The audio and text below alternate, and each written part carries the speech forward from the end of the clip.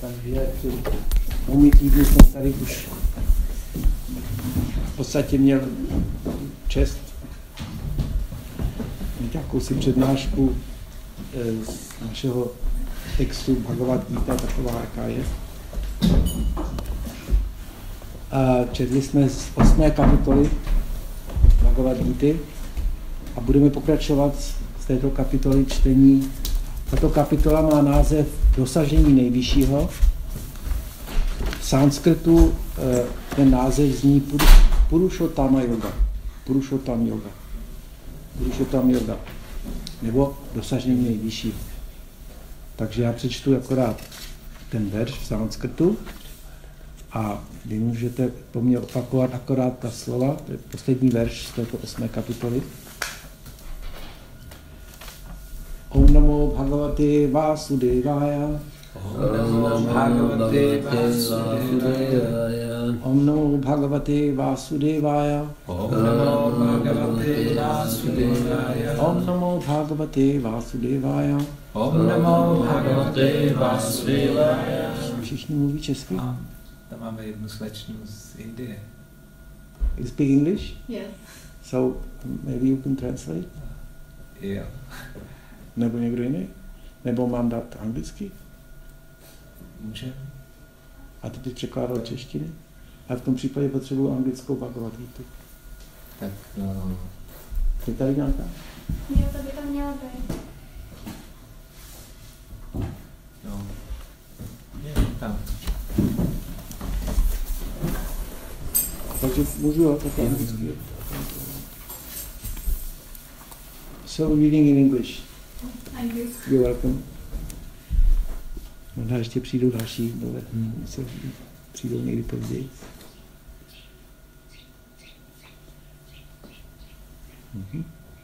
Takže čteme poslední verš z 8. kapitoly, která má název Dosažení nejvyššího. We are reading from the 8th chapter, from the Bhagavad Gita as it is, chapter 8, Attaining the Supreme.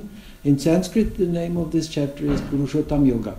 Takže v sanskrtu se tato kapitola jmenuje Purushottam Yoga, v češtině Dosažení nejvyššího. Vedeshu yagyeshu tapaksu chaiva daneshu yat punya phalam pradishtam atyeti tam sarvam idam viditva yogi param sthanam upaiti chadyam. Gita means in Sanskrit song. Gita v sanskrtu znamená píseň. Takže každý verš je sloka z jedné písně, která má 700 veršů. Yeah. Oh, sorry. Each verse of the 700 verse is a song. It's a part of the song of the Gita, means the song. Že Gita je píseň a obsahuje těchto 700 veršů, takže dá se to takhle zpívat. So I'll sing it once again. It's such a beautiful verse. Že vám to zaspívám ještě jednou, je to tak nádherný verš. Vedeshu yagyeshu tapaksu chaiva daneshu yat punya phalam pradishtam atyeti tam sarvam idam viditva yogi param sthanam upaiti chadyam. So, translation and purport by His Divine Grace Srila Prabhupada, founder Acharya of ISKCON.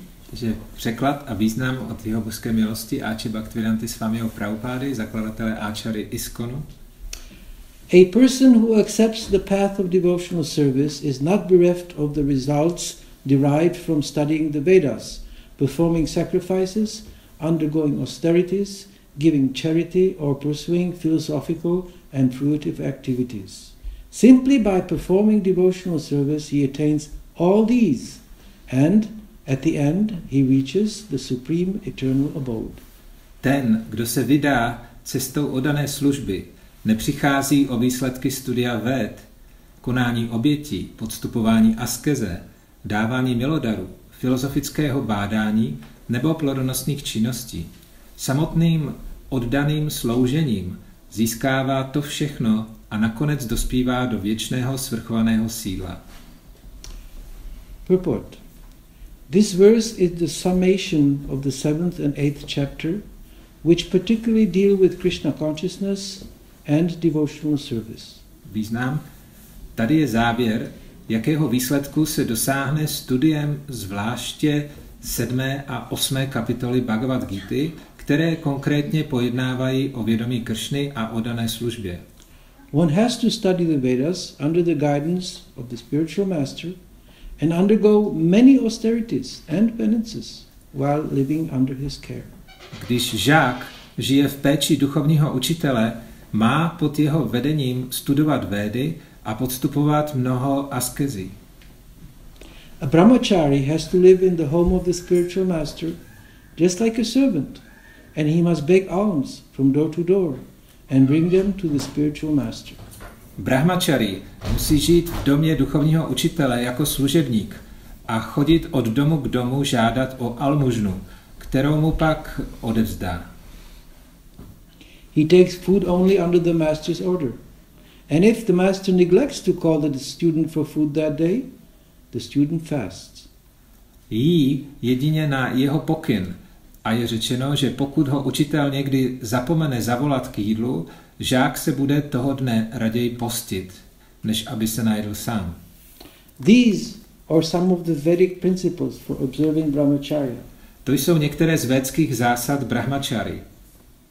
After the student studies the Vedas under the master for some time, at least from age 5 to 20, he becomes a man of perfect character. Poté, co žák nějaký čas, alespoň od 5 do 20 let, studoval u duchovního učitele Védy, stane se mužem s dokonalým charakterem. Study of the Vedas is not meant for the recreation of armchair speculators, but for the formation of character. Studium Véd není určené pro rekreaci salonních spekulantů, ale pro utváření charakteru. After this training, the brahmachari is allowed to enter into household life and marry. Po této přípravě může brahmachari začít žít životem hospodáře a oženit se. When he is a householder, he has to perform many sacrifices so that he may achieve further enlightenment. Tehdy musí také konat mnoho obětí, aby dosáhl dalšího osvícení. He must also give charity according to the country, time and candidate, discriminating among charity in goodness, in passion and in ignorance, as described in the Bhagavad Gita.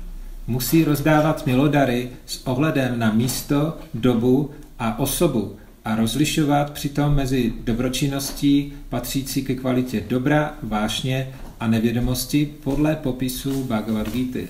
Then, after retiring from household life, upon accepting the order of Vanaprastha, he undergoes severe penances, living in forest, dressing with tree bark, not shaving, etc.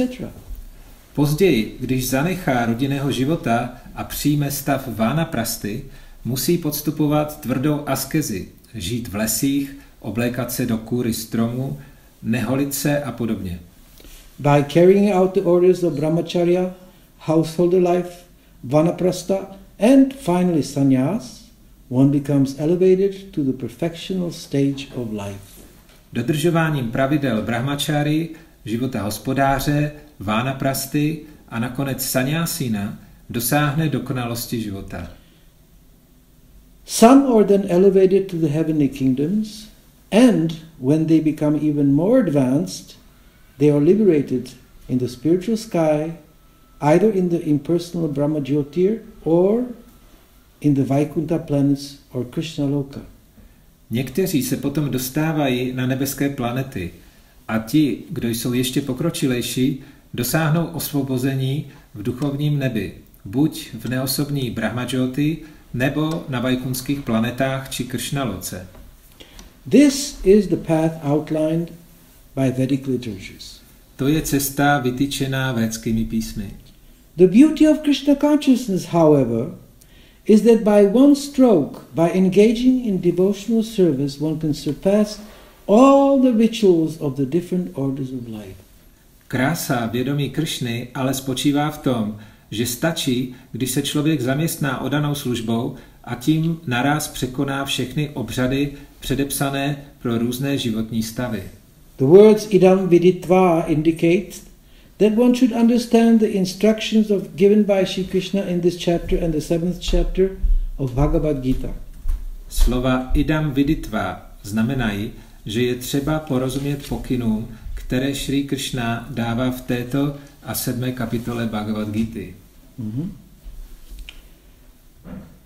One should try to understand these chapters not by scholarship or mental speculation, but by hearing them in association with devotees. Tyto kapitoly se člověk nemá snažit pochopit od akademických učenců nebo mentálních spekulantů, ale ve společnosti oddaných. Chapters 7 through 12 are the essence of the Bhagavad Gita. 7.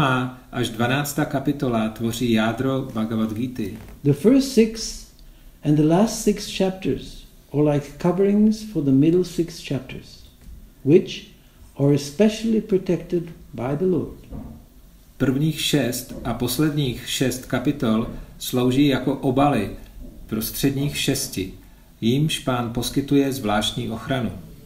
If one is fortunate enough to understand Bhagavad Gita, especially these middle 6 chapters, in the association of devotees, then his life at once becomes glorified beyond all penances, sacrifices, charities, speculations, etc.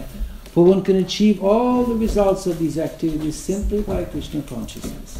Pokud někdo má to štěstí, že pochopí Bhagavad Gitu, hlavně těchto prostředních 6 kapitol ve společnosti oddaných, jeho život bude okamžitě dokonalejší, než jaký by byl díky askezi všeho druhu, obětem, dávání milodarů, spekulacím a podobně. Protože samotným vědomím Krišny je možné získat výsledky všech těchto činností. One who has a little faith in Bhagavad Gita should learn Bhagavad Gita from a devotee, because in the beginning of the first chapter it is stated clearly that Bhagavad Gita can be understood only by devotees. No one else can perfectly understand the purpose of Bhagavad Gita. Ten, kdo má už alespoň nějakou víru v Bhagavad Gitu, by měl tuto knihu poznávat od oddaného, neboť na začátku 4. kapitoly jasně řečeno, že Bhagavad Gitě mohou porozumět jedině oddaní, nikdo jiný nemůže dokonale chápat její záměr. One should therefore learn Bhagavad Gita from a devotee of Krishna, not from mental speculators. Proto je třeba se jí učit od oddaného Krišny, nikoliv od spekulantů. This is a sign of faith. To je známka víry. When one searches for a devotee and fortunately gets a devotee's association, one actually begins to study and understand Bhagavad Gita. Když bude člověk hledat oddaného a poštěstí se mu získat jeho společnost, začne skutečně studovat a chápat Bhagavad Gitu. By advancement in the association of the devotee, one is placed in devotional service, and this service dispels all one's misgiving about Krishna or God, and Krishna's activities, form, pastimes, name, and other features. Díky pokroku dosaženému ve styku s oddaným se zaměstná oddanou službou a ta rozptýlí všechny jeho nejasnosti o Kršnovi neboli Bohu, o jeho činnostech, podobě, zábavách, jménu a dalších rysech. After these misgivings have been perfectly cleared away, one becomes fixed in one's study. Jakmile jsou tyto nejasnosti úplně odstraněné, člověk se ve svém studiu ustálí. Then one relishes the study of Bhagavad Gita and attains the state of feeling always Krishna conscious. Jakmile se takto ustálí, bude své studium Bhagavad Gity vychutnávat a tehdy dosáhne stavu, kdy bude cítit, že si je pořád vědomý Kršny. In the advanced stage, one falls completely in love with Krishna. Na pokročilém stupni se pak do Kršny úplně zamiluje. This highest perfectional stage of life enables the devotee to be transferred to Krishna's abode in the spiritual sky, Goloka Vrindavan, where the devotee becomes eternally happy. A to je nejvyšší dokonalost života, která oddanému umožní dostat se do Kršnova sídla v duchovním nebi na Goloku Vrindavan, kde bude věčně šťastný. Thus end the Bhaktivedanta purpose of the 8th chapter of the Srimad Bhagavad Gita in the matter of attaining the Supreme. Takto končí Bhaktivedantovy výklady k 8. kapitole Srimad Bhagavad Gity, pojednávající o dosažení nejvyššího. Om Agyanati Menandasya Gyananjana Shavati Akshushumitam Yanam Tasmai Shri Gurave Namaha. Vedeshu Yagjeshu Tabaksu Chaiva Daneshu Yat Punya Phalam Pradishtam Atyetitam Sarvam Idam Viditva Yogi Param Sthanam Upaiti Chadyam. A person who accepts the path of devotional service is not bereft of the results derived from studying the Vedas, performing sacrifices, undergoing austerities, giving charity or pursuing philosophical and fruitive activities. Simply by performing devotional service, he attains all these, and at the end he reaches the supreme, eternal abode. Ten, kdo se vydá cestou oddané služby, nepřichází o výsledky studia véd, konání obětí, podstupování askeze, dávání milodaru, filozofického bádání nebo plodonosných činností. Samotným oddaným sloužením získává to všechno a nakonec dospívá do věčného svrchovaného síla. So the Bhagavad Gita is not an ordinary book. Takže Bhagavad Gita není obyčejná kniha. It is actually the words of God. Ve skutečnosti se jedná o slova Boha. Sometimes people doubt how can God speak.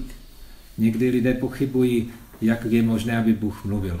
Well, if I can speak, then why not God? No ale když já můžu mluvit, tak proč by nemohl mluvit Bůh? Isn't it? Je to tak? It's logical. Je to logické, ne? If God is a person and a supreme person even, then he can speak, I can speak. He can speak. Why not? Když Bůh je osoba, on je nejvyšší osoba a já jsem taky osoba a mohu mluvit, tak proč on by nemohl mluvit? But the difference is that when I speak, my knowledge is not perfect. Ale rozdíl je, že když mluvím já, tak moje poznání není dokonalé. Yes. For example, the scientists nowadays, they have so many new theories. Například vědci v dnešní době mají tolik nových teorií. What is science all about? O čem je vlastně celá ta věda? Searching for perfect knowledge. Oni hledají dokonalé poznání. And every time they find something new, their knowledge becomes better and better and better. A pokaždé, když objeví něco nového, tak jejich poznání je lepší, lepší a lepší. Yeah? But they will never reach perfection. Ale oni nikdy nedosáhnou dokonalosti. Because that is the nature of all of us, conditioned souls, that we always are imperfect. Protože povahou naší přirozeností je, že my všichni jako lidské bytosti jsme nedokonalí. What is our imperfection? A co je naše nedokonalost? Number one, we have limited senses. Tak za prvé máme nedokonalé smysly. Our senses are imperfect. Naše smysly jsou nedokonalé. Yes? Our eyes cannot see when it's night. Naše oči nemohou vidět ve tmě. Yeah? Our senses are imperfect. Naše smysly jsou nedokonalé. We cannot see what's beyond this wall. Nedokážeme vidět, co je za touto zdí. We cannot hear what's going on millions of kilometers away from here. Nemůžeme slyšet to, co se ozývá miliony kilometrů Our daleko. senses are limited. Naše smysly jsou omezené. So that is the first imperfection. We have limited, imperfect senses. Takže to je naše první nedokonalost. Máme omezené, nedokonalé smysly. A second imperfection is that we can become illusioned. Druhá naše nedokonalost je, že podléháme iluzi. Yeah? We can become illusioned. We can take, for example, a piece of wood or a piece of rope somewhere which is curled around to be a snake. Například můžeme považovat zkroucený provaz, který někde leží, že to je had. Yeah? We become so much prone to illusions. Máme tolik různých sklonů, jak podlehnout iluzi. That is the second imperfection. To je naše druhá nedokonalost. The third imperfection is that we actually have a tendency to cheat. A třetí naše nedokonalost je, že máme sklon podvádět. Yes? That is our imperfection. To je naše nedokonalost. We may pretend to be someone else than we are. Můžeme předstírat, že jsme někdo jiný, než ve skutečnosti jsme. We have a tendency to lie to other people. Máme sklon lhát ostatním. But this is an imperfection we have. To je další nedokonalost, kterou máme. And the fourth imperfection is that we are actually, what is that? What is the fourth imperfection?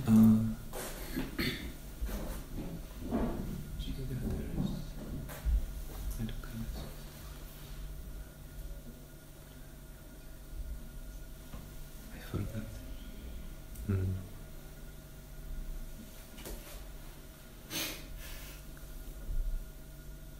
Není to právě, že zapomínáme?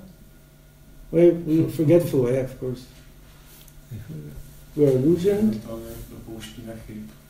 Yes. We make mistakes. Ano, a poslední, ta čtvrtá naše nedokonalost je, že děláme chyby. So, our senses are imperfect. Naše smysly jsou nedokonalé.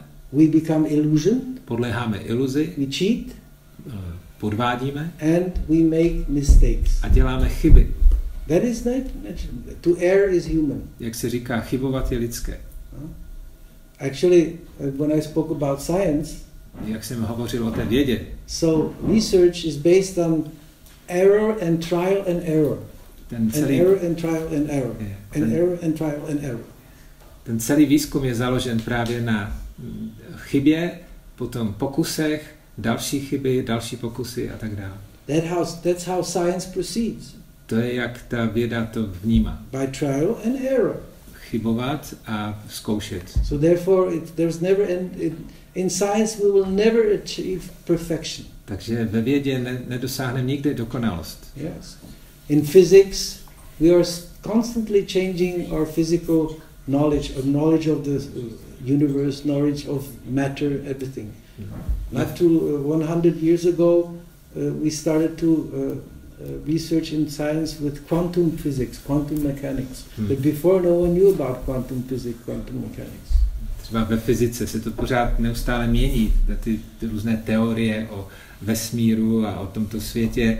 Například před 100 lety přišli s tou kvantovou teorií, ale předtím, kdo o tom věděl vůbec? And what will come in the next century? We'll find some other theory than quantum theory. What do you know? No a co bude následovat v tom dalším století, když objeví zase něco nového, tak co my budeme vědět? So to err is human, to make mistakes, that's the fourth imperfection. Takže chybovat je lidské a dopouštět se chyb, to je ta čtvrtá nedokonalost. So we all share these imperfections. Takže všichni se takhle sdílíme tady ty nedokonalosti. But God, he doesn't have any imperfections. Ale Bůh, ten nemá žádnou z těchto nedokonalostí. Yes. He has perfect senses. On má dokonalé smysly. His senses are so perfect that he can do whatever he wants to do with all the different senses interchanging. Jeho smysly jsou tak dokonalé, že on může udělat cokoliv, jakýmkoliv smyslovým orgánem. For example, in our Krishna consciousness movement, například v našem hnutí pro vědomí Kršny, we offer our food stuff before we eat it. We put it on a nice plate, very nice plate, and we offer it to the deities here in this temple. Tak nejdříve, než chceme jíst, tak my to jídlo dáme na pěkný podnos a nabídneme ho božstvu. And after the offering, a poté, když to obětování je dokončeno, the food is still there on the plate. Tak to jídlo je pořád na tom talíři. So someone may think, oh, how is it possible? How did Krishna in the deity form, how did he eat when the food is still there on the plate? Tak někdo se může divit, jak je možné, že to božstvo teda jí, když to jídlo tam zůstalo. So the perfection of Krishna's transcendental form in the deity form here is that he accepts the food through his eyes. Takže dokonalostí té Kršnovy podoby transcendentální v podobě těch božstev je, že on dokáže jíst svým pohledem. Yeah, we have to eat through the mouth. My musíme jíst skrze ústa. If I give you a plate and I say eat just by looking at it. Když vám dám talíř s jídlem a řeknu tak jes a vy se na to budete jenom dívat. Impossible. You have a specific sense, the mouth, the tongue and the stomach to eat. You can only use these senses to eat. Takže takto díváním se nenajíme. My musíme použít ty ústa, pak máme ten jazyk, pak žaludek, takže to jsou specifické orgány na to jedení. But Krishna can accept through his eyes. Ale Krishna, on může jíst očima. And Krishna can also accept through his ears. A Krishna taky může přijímat věci ušima. Because before, when we doing the offering to Krishna, protože předtím, než to jídlo obětujeme, we recite mantras. Tak recitujeme mantry. And we ask, dear Krishna, dear spiritual master, dear Shishi Gornitai or deities, please accept this offering. A prosíme o náš drahý duchovní učiteli, o Kršno, o Gornitai, prosím, přijměte tohleto jídlo. And Gornitai or Krishna, he hears and he accepts this food through hearing. A Gornitai, Kršna, oni to slyší a přijmou to jídlo skrze uši. So that's perfection of the senses. Takže to je dokonalost Kršnových smyslů. It is stated in the Brahma Samhita, another scripture, V Brahma Samhitě a v dalších písmech je řečeno, that Krishna, he impregnates this material energy with unlimited living entities at the start of creation. že na začátku stvoření Kršna oplodňuje tady tu materiální energii nespočetně mnoha živými bytostmi. By glancing at matter. Takže on se pohlédne na tu hmotu. He just glances at matter and impregnates matter with unlimited living entities. Jenom pohlédne na hmotu a takhle ji impregnuje mnoha živými bytostmi. So we have a specific organ for impregnating. A my máme pro rozmnožování zase specifický orgán. They're called the genitals. Tomu se říká genitálie. If you want to reproduce, Když se chcete rozmnožit, we have to use our genitals. tak musíme použít k tomu genitálie. But Krishna, just by glancing at matter, impregnates matter with unlimited living entities. Ale Kršna jenom tím, že se podívá na tu hmotu, tak oni oplodní nespočetně mnoha živýma bytostma. Yes. That's the perfection of his senses. Tak to je dokonalost jeho smyslu. He can impregnate matter with his eyes, On just by glancing. On dokáže oplodnit hmotu svým pohledem. He can accept food just by glancing or by hearing the mantras, the prayers of his devotee. Dokáže přijmout jídlo jenom tím, že se na něho podívá anebo naslouchá těm mantrám, které mu nabízí oddaný. And Krishna is never illusioned. A Kršna nepodléhá nikdy iluzi. There is nothing that can cover Krishna's knowledge. He's perfectly aware of everything, never under illusion. Nikdy nepodléhá iluzi, žádná věc nedokáže zakrýt jeho poznání. Just like the sun. Tak jako slunce. When there's clouds on the sky, Když jsou na obloze mraky, it may cover us. tak to může zakrýt nás. We may be covered by clouds. My můžeme být pokryti mraky. But once you go above the clouds, the sun is never covered by the clouds. Ale když vyletíte nad ty mraky, tak to slunce není jima pokryto. I guess many of you already took the airplane, flew with an airplane. Myslím, že hodně z vás už letělo letadlem. Kdo letěl? So when you fly, when it's raining down at the airport, you fly through the clouds and suddenly you're there in the sun. Takže dole na letišti prší a pak vyletíte nad ty mraky a najednou tam září slunce. So similarly, Krishna is above all illusions. Tak podobně Kršna, on se nachází nad všemi druhy iluzí. That is his perfection. A to je jeho dokonalost. Krishna never makes mistakes. Kršna nikdy nedělá chyby. On the contrary, whatever he does is always perfectly arranged. He can do with one action, Krishna can, with one action, he can perform thousands of different kind of activities. On například jedním činem vykoná tisíce dalších věcí. That which may appear as an error is actually not an error, it is a perfect arrangement. To, co vypadá jako chyba, tak ve skutečnosti není chybou, je to dokonalý aranžmán. Just like, for example, some scientists who are atheists. Například někteří z vědců, oni byli ateisté. They claim that the appendix is an imperfection of God. Oni prohlásili, že slepé střevo, že to je nedokonalost výtvoru Boha. It's actually a mistake. Že to je ve skutečnosti nějaká chyba. Why do we have an appendix? Proč máme to slepé střevo? That's God's mistake. To je boží chyba. He forgot something there. Prostě on něco tam zapomněl. But actually the medical science can prove that even the appendix has a specific function in our body. Ale ve skutečnosti lékařská věda dneska už může potvrdit, že i ten appendix, to slepé střevo, má specifickou funkci v těle. So-called mistakes, like for example in the medical science or in the science of the soil, etc., you can analyze the whole world and you will find so many things which seemingly seem to be mistakes, but actually they're not mistakes. They have a certain purpose. Ve všech různých vědních oborech, ať je to medicína nebo jakýkoliv jiný obor, tak můžete najít spoustu věcí, které se zdají, že to je nějaká chyba, ale ve skutečnosti to tak není, všechno má svůj význam. Some atheists may claim disease, war, these are mistakes of God.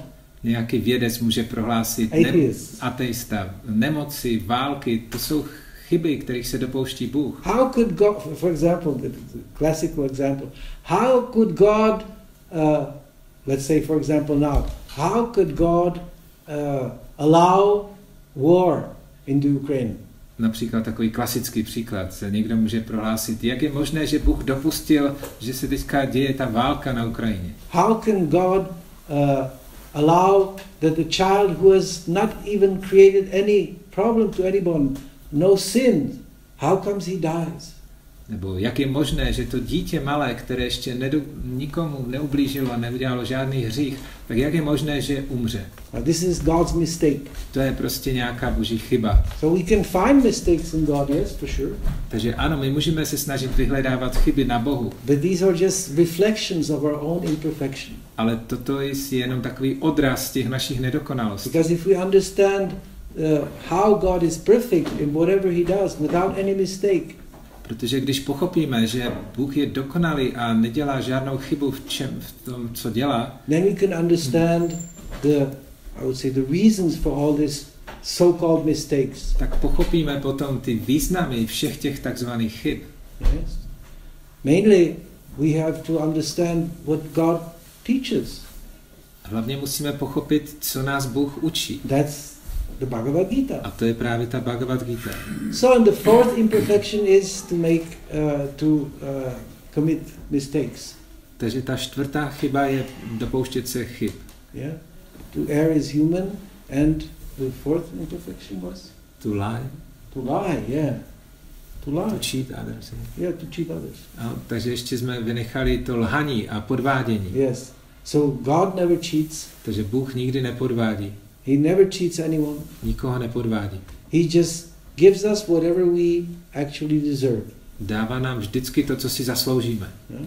We may think, how is it possible? Můžeme si ptát, jak je to možné. An example is given that sometimes when a child is sick and has a big high fever, například dítě, když je nemocné a má vysokou horečku, so the father, the mother cannot give it solid food to the child, the small child. Matka a otec by neměli dávat tuhou stravu tomu dítěti. So someone who doesn't understand that this specific disease requires fasting, he may think, why is he cheating the child that doesn't give him any food? Takže když někdo nechápe, že teďkom se jedná o určitou specifickou nemoc, která vyžaduje půst, tak pak si říká, proč ty rodiče ho takhle podvádějí, že mu nedávají najíst. So, but the reason is that they know that this is not good for him, so therefore. No ale ten důvod je, že to pro to dítě není dobré, tak proto mu to nedávají. Or for example, a child has 100 crowns note. Nebo například dítě dostane 100 korunovou bankovku. Yeah?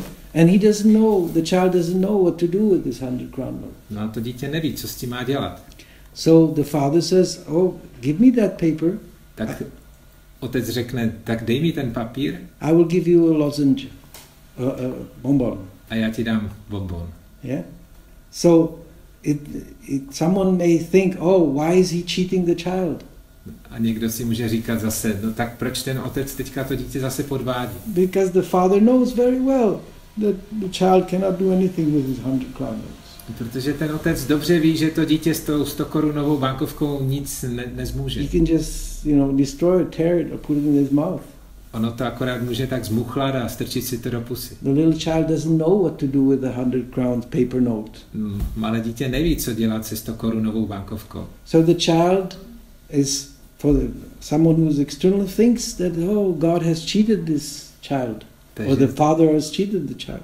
Z vnějšího pohledu to někdo může pozorovat a říkat si, tak teďka ten táta to dítě podvedl. Yes.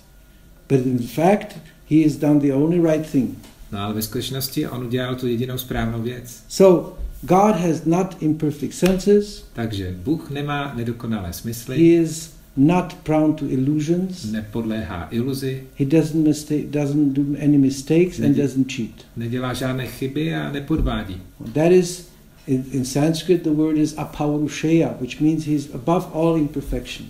A v sanskrtu se tomu říká apaurushaya, to znamená, on je nad všemi těmito nedokonalostmi. So whatever he speaks, takže cokoliv on říká, as we hear in the Srimad Bhagavad Gita, jak jsme slyšeli tady Srimad Bhagavad Gitu, is perfect tak knowledge. Je dokonalé poznání. Yes. However, avšak, it must be received from a devotee of Krishna. Musíme to přijímat od oddaného Krišny. Yes. Otherwise, one is not entitled to understand the science of Krishna. Jinak člověk neporozumí tady té vědě o Krišnovi. No?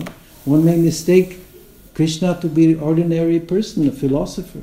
A člověk pak může si myslet, že Bůh je obyčejný filozof nebo nějaká obyčejná osoba. But the devotee, he is fully aware of the perfection of Krishna and of the perfection of his knowledge. Ale oddaný Krišny, on si je plně vědom jeho skutečného postavení a jeho skutečného učení.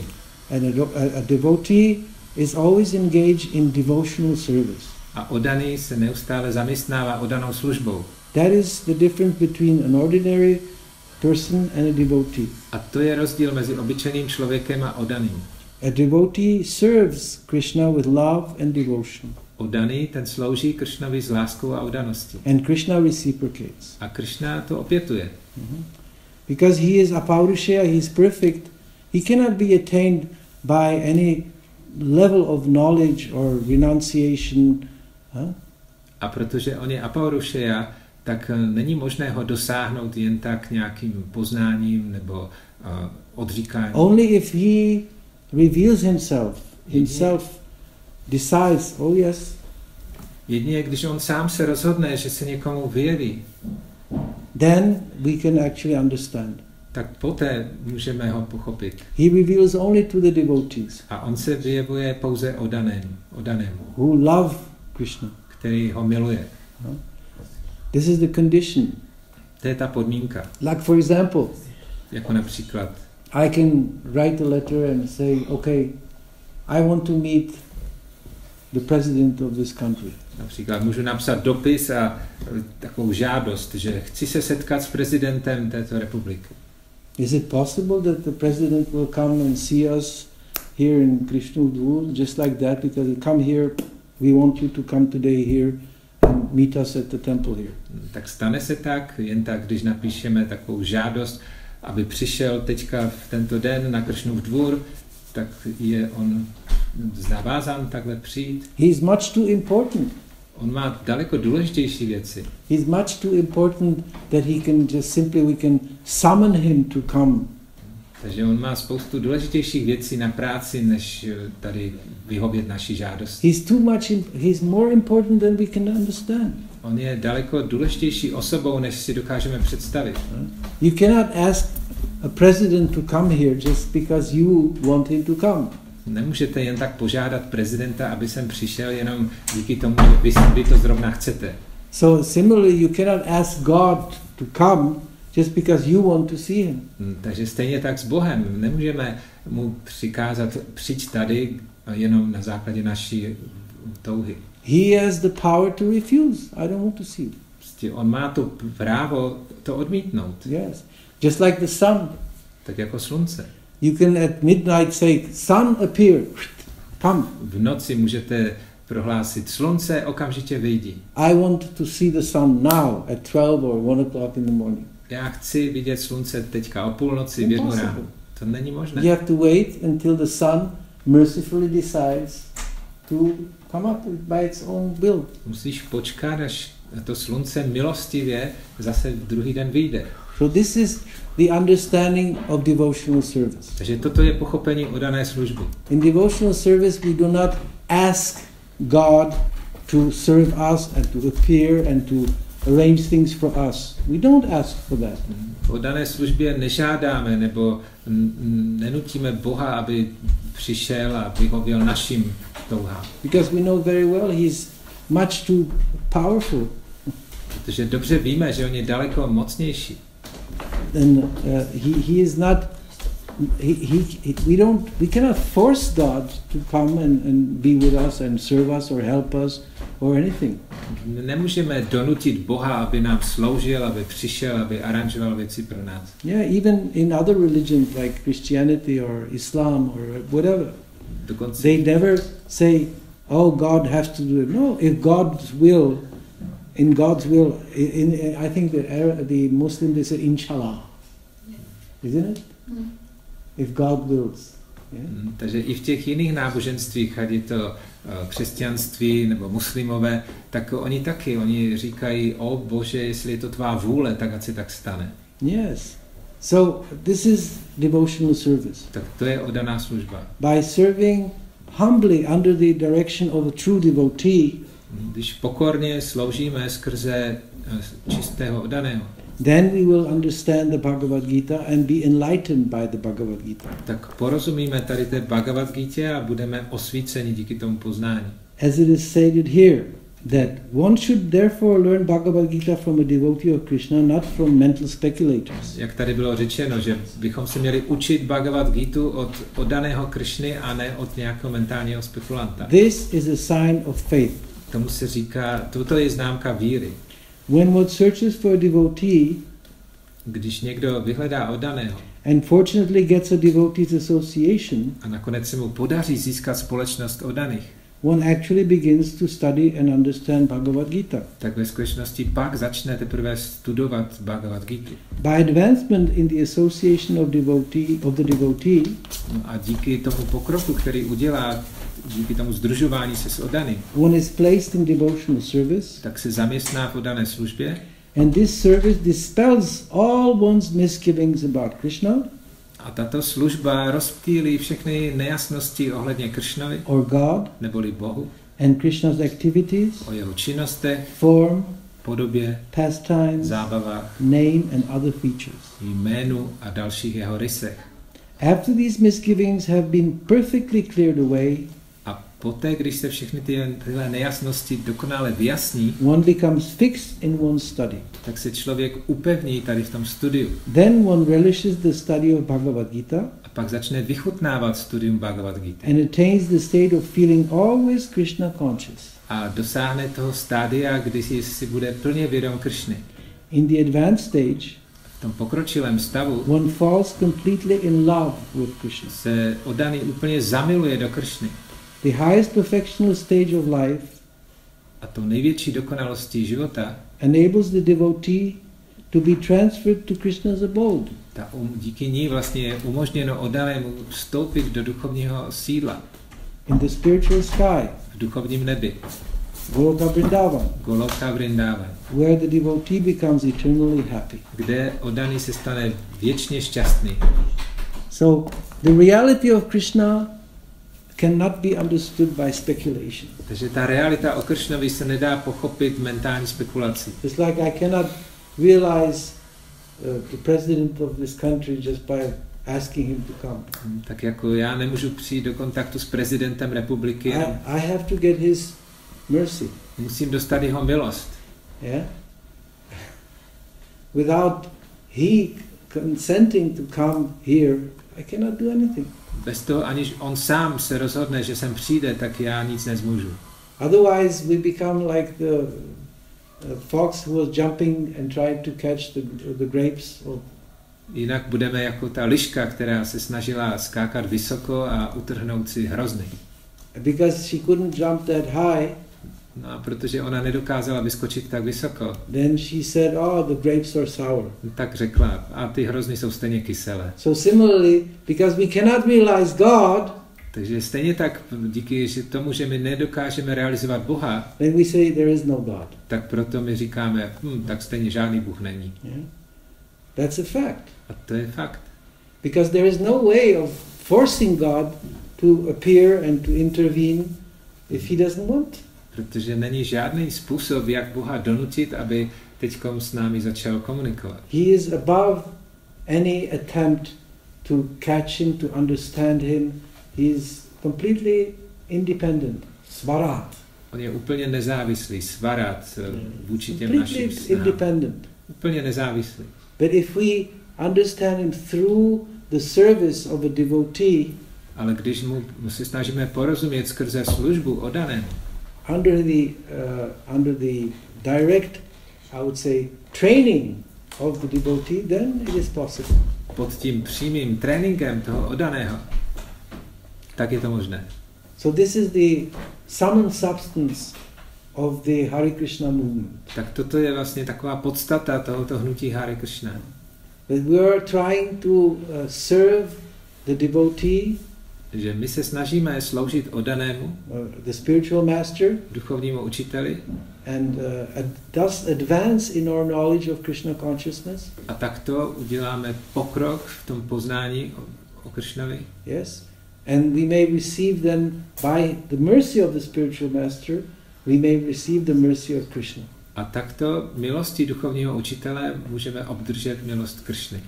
So, but of course, it requires a lot of humility, Takže ovšem je k tomu potřeba velká dávka pokory, which is very difficult for the modern man to find. což je velice obtížné pro moderního člověka. We are so much proud of our science and of our technology. Protože my jsme příliš pyšní na tu naši vědu a technologii. We think that we have achieved so much through our knowledge and through our science. A myslíme si, že jsme už toho tolik dokázali skrze vědu a technologii. And we will conquer death. A že překonáme smrt. We will conquer disease. Překonáme nemoc. Yes, we're convinced. Jsme přesvědčeni o tom. Nowadays it's everywhere and we are constantly being fed with atheistic propaganda. V dnešní době je to všude a neustále jsme tahle krmeni tou ateistickou propagandou. You can ask any priest in any church here in the Czech Republic. Můžete se zeptat jakéhokoliv kněžího v České republice. If people are very much interested in God today.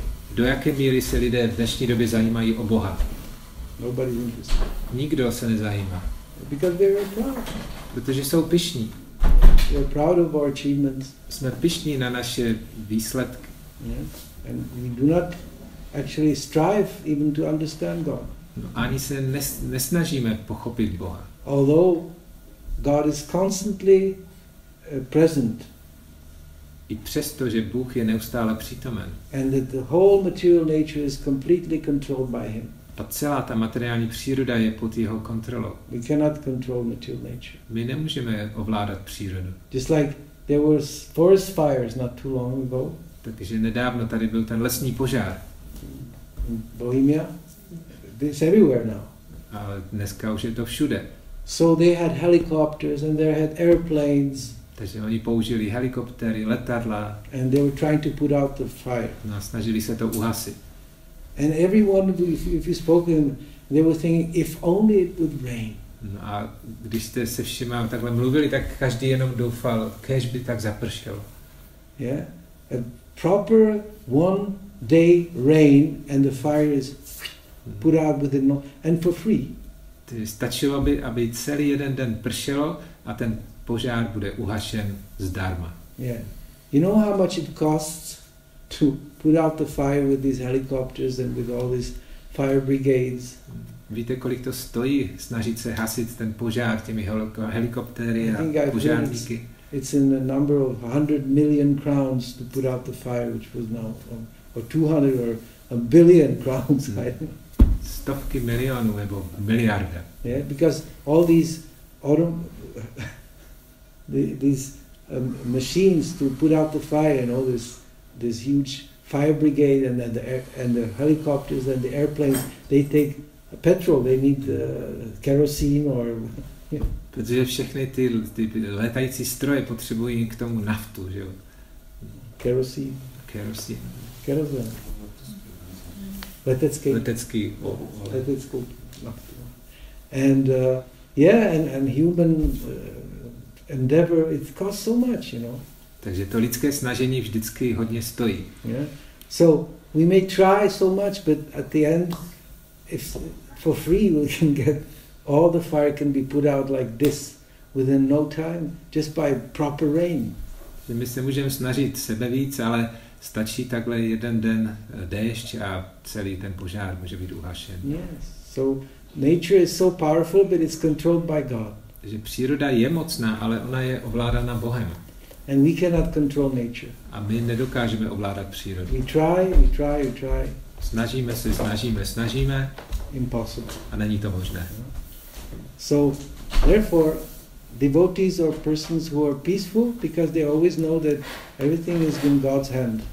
Takže proto oddaní jsou klidní, protože oni vědí, že všechno je v Božích rukách. So we try to be devotees and we try to inspire others to be devotees also. Takže my se snažíme stát těmito oddanými a taky inspirujeme ostatní, aby taky tak učinili. Okay.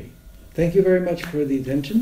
Děkuji za pozornost. Hare Krishna. And as anyone have a question? Někdo má nějakou otázku k tomu? Můj český? A potom mně přišel zajímavý, když tam bylo řečeno, že vlastně pomocí oddané služby můžeme dosáhnout nejenom vědomí, jako, nebo poznatků z véd, rituálů, ale právě i plodonostných činností. Ale zároveň jsem postřehnul někdy jinde, že právě čím více člověk zlepšuje v oddané službě, tak se právě od právě milostí Krišny, že ho právě zbavuje těch hmotných činností, nebo celkově jedno přijde takový, jakože nechápu, jako, proč by mělo být součástí toho procesu právě upnutí se na ty plodonostní výsledky, že nebo jestli tady tomu z tomu něco. So it looks like a contradiction that on one side we should give up the results of fruitive activities, and here it was mentioned that by practicing of devotional service we will also attain the results of different austerities and yagyas and also fruitive activities. So can you please clarify this? Yes. So here it is stated, the beauty of Krishna consciousness, however, is that by one stroke, by engaging in devotional service, one could surpass all the rituals of the different orders of life.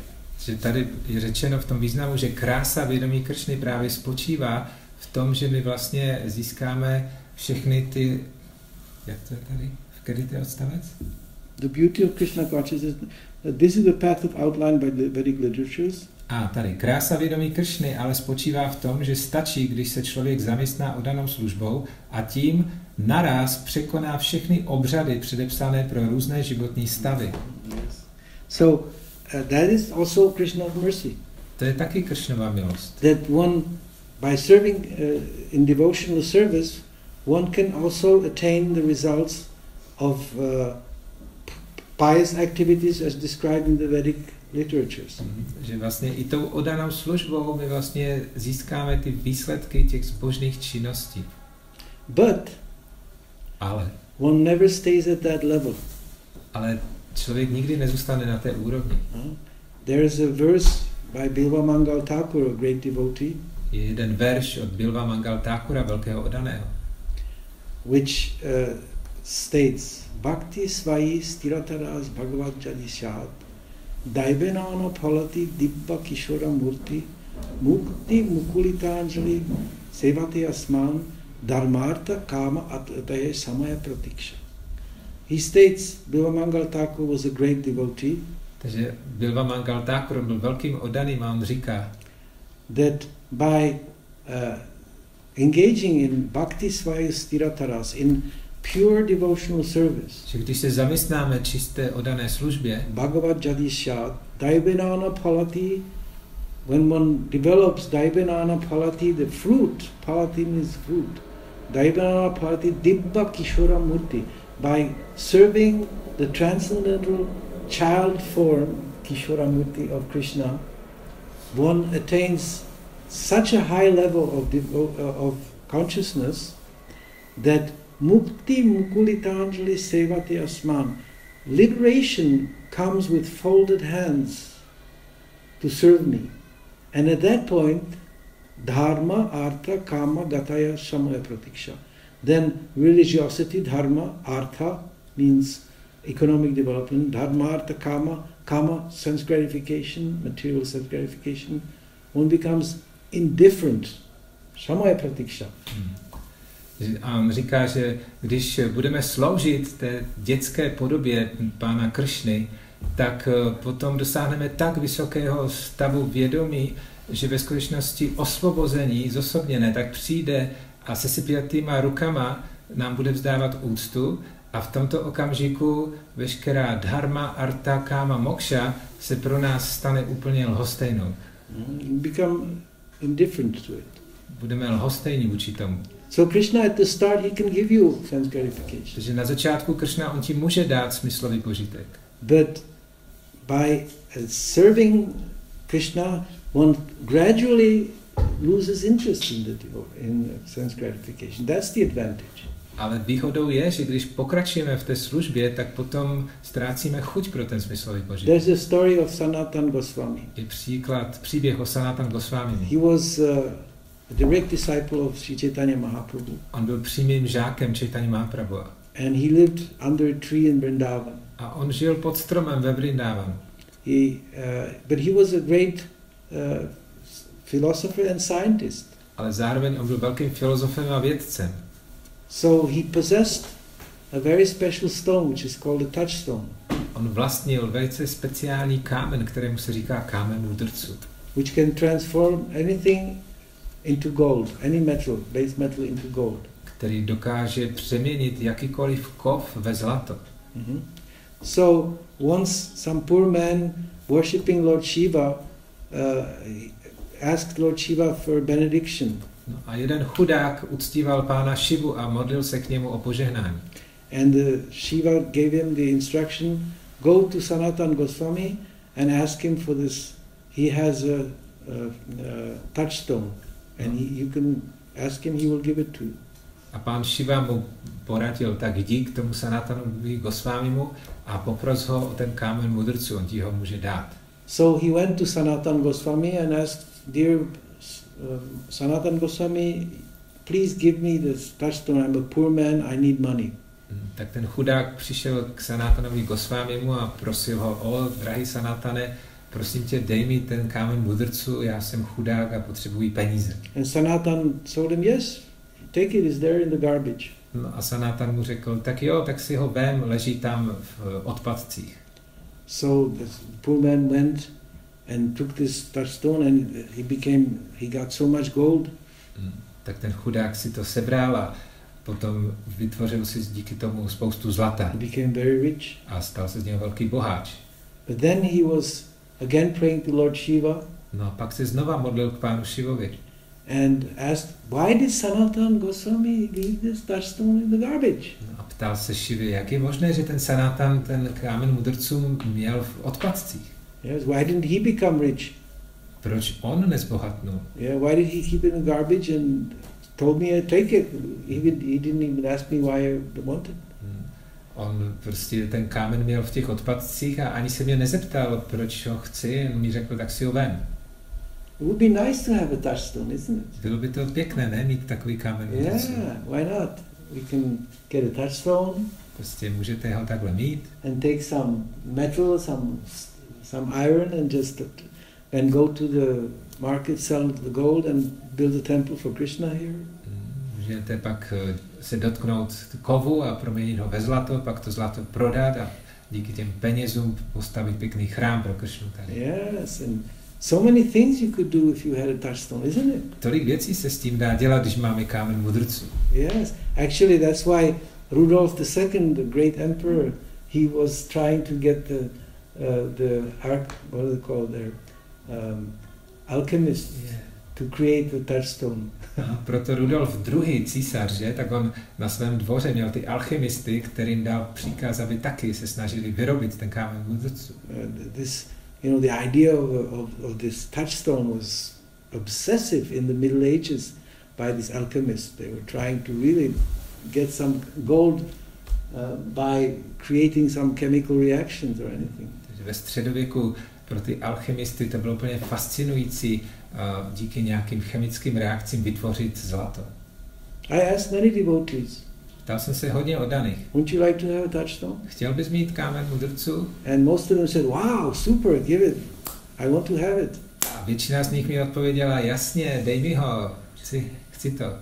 But Sanatan kept it in his garbage. No ale Sanatan, on ten kámen měl položený v odpadcích.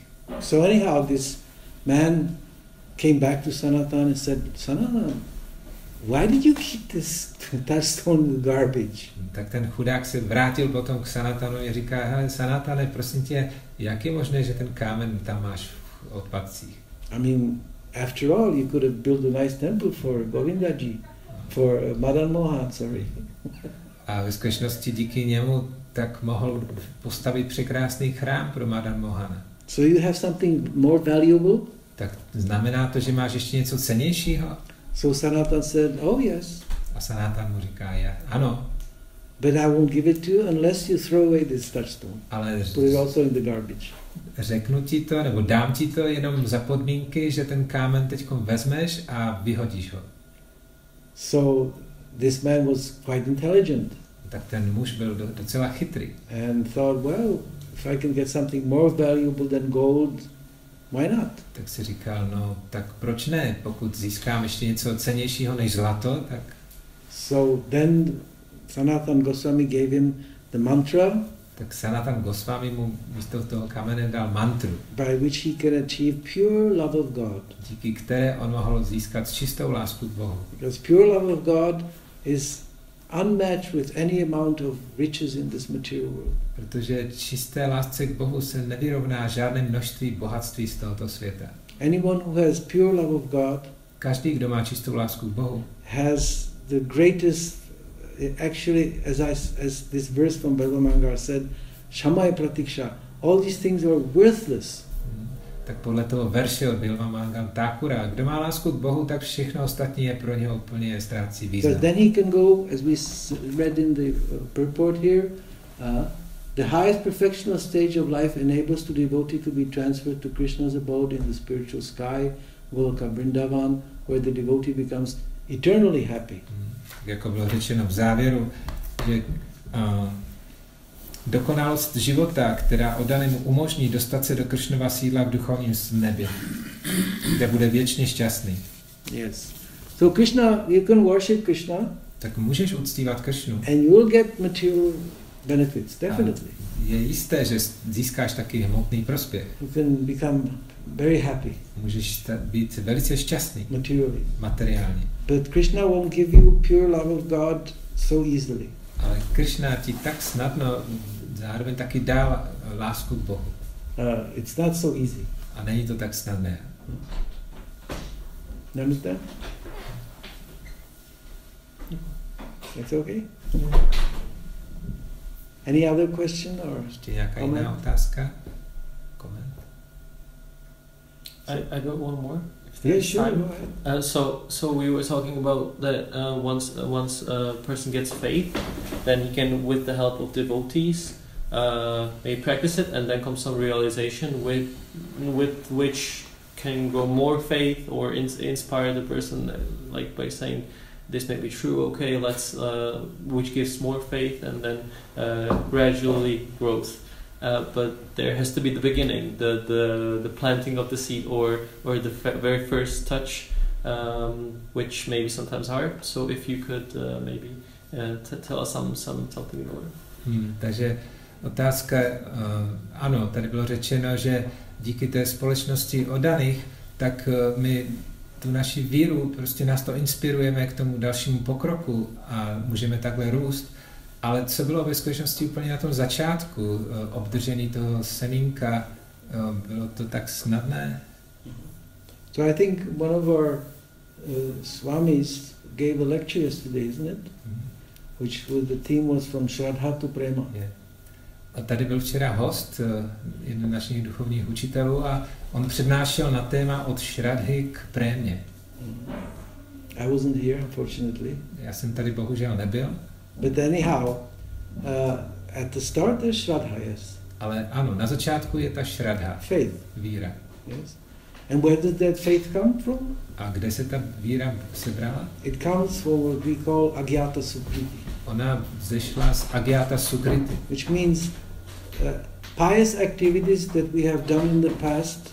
To znamená z těch zbožných činností, které jsme vykonali v minulosti. In our past lives. V našich předchozích životech. When we acquire enough of this Agyata Sukriti, of this, I would say, unconsciously attaining pious reactions.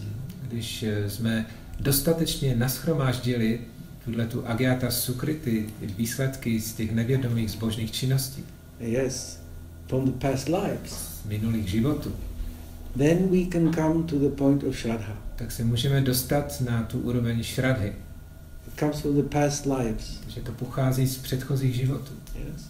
Anyone who's, for example, here in this room now, takže každý, kdo je například tady přítomen v této místnosti, and has developed some little bit of faith that this is not some kind of a bogus movement, tak už rozvinul nějaký stupeň té víry, že se nejedná o nějaké nesmyslné hnutí. Bhagavad Gita is some kind of a very important book. It's not just some kind of philosophical book. A chápete, že Bhagavad Gita není jen tak obyčejná filozofická kniha, ale velice důležitá kniha. Yeah, this is from your past life. A to pochází právě z vašich předchozích You have brought something in this life which allows you to understand. To znamená, už vlastně v tomto životě vám to umožňuje, že to chápete. That's one of the greatest benefits of understanding the Bhagavad Gita. Takže jeden z těch největších prospěchů z porozumění Bhagavad Gity is that never was there a time when you, I and all the people here did not exist, and never will be there a time that will cease to exist. That's great benefit of Bhagavad Gita. Ten velký prospěch Bhagavad Gity, Krishna říká, že nikdy se nestalo, že by neexistoval já a vy všichni ostatní a ani v budoucnu nikdo z nás nepřestane existovat. So we were existing before this body. Takže my jsme existovali i před tímto tělem. And we will continue to exist when this body is disappeared. A budeme pokračovat dál žít, i když to tělo už nebude fungovat. So it's not that this is the only life that we have. Že není to tak, že teďko máme ten jediný život. So agyata sukriti means that from the past life you have brought something in this life which makes you tick. Takže agyata sukriti právě způsobilo, že ti to přineslo něco do tohohle života, že teďko seš k tomu spiritually speaking. Prostě duchovně přitahován. Wolfgang Amadeus Mozart, he wrote his first symphonies when he was 6 years old. Když bylo 6 let Mozartovi, tak on napsal svou první symfonii. How can you expect that a 6 years old child will write a symphony? Jak můžeme očekávat, že 6leté dítě dokáže napsat symfonii? He brought it from his past lives. On si to přinesl z minulých životů. Many of these exceptionally gifted musicians, they bring knowledge of music with them already from the past life. Spousta těch výjimečných hudebníků, oni si ten talent přinesli z předchozích životů. Sometimes they ask Mozart, how do you get all these melodies? Někdy se ptali Mozarta, kde ty chodíš na všechny ty melodie? He said, it's all there. A on jim odpověděl, mám to všechno v hlavě. He brought it from the past life. Prostě on si to přinesl z minulého života. Actually, when you listen to some of this music that Mozart wrote, když ve skutečnosti si poslechnete nějakou tu jeho hudbu, kterou napsal, then you understand the perfection can be attained only after many, many lives. Tak pochopíte, že ve skutečnosti dokonalost můžeme dosáhnout po mnoha životech. As far as music is concerned. Co se týká hudby. And science also. A ve vědě taky to platí. Or to speak of spiritual life. Co se dá pak říci o duchovní vědě. Spiritual life is the utmost science. Duchovní život, to je vlastně ta nejvyšší věda. The science of the soul. To je věda o duši. There's science of music. Máme vědu o hudbě. There's science of mathematics. Vědu o matematice. So many scientific. But the science of the soul is the highest. Tolik různých věd, ale ta věda o duši, ta je nejvyšší. It allows you to enter the spiritual world. Díky takové vědě vlastně se budeš moci přemístit do duchovního světa. Yes. So this is where Shraddha comes from. Takže to je vlastně odkud se bere ta And then comes of course Shraddha, tato sadhu sangha, then comes the association of devotees, bhajan kriya, which means you start practicing devotional service. And then comes anartha nivriti, that means that your unwanted things disappear, just like when you put what is it called? Iron, you put in first you put it in the fire, and then you put it in the water, and then fire again. That's anartha nivriti, you purify it. Takže po té šradze přichází právě to sdružování se s oddanými, pak začínáme praktikovat tu oddanou službu a pak přichází fáze anartha nivriti, což je vlastně očišťování, tak jako když železo dáváme do ohně a pak ho zase zhasíme, takže ho takhle čistíme. Yes, it makes it strong. And when this anartha nibriti is disappeared, then one comes to the point of nishta, which means you are fixed in devotional service. A když skončí ta etapa anartha nibriti, tak přicházíme na úroveň ništa, to znamená, že jsme upevněni v té oddané službě. And you know that this devotional service is just like Sanatana Goswami. You know this is more valuable than anything in the world. A na této úrovni už chápeš, že oddaná služba není nic důležitějšího, tak jako ten Sanatana Goswami.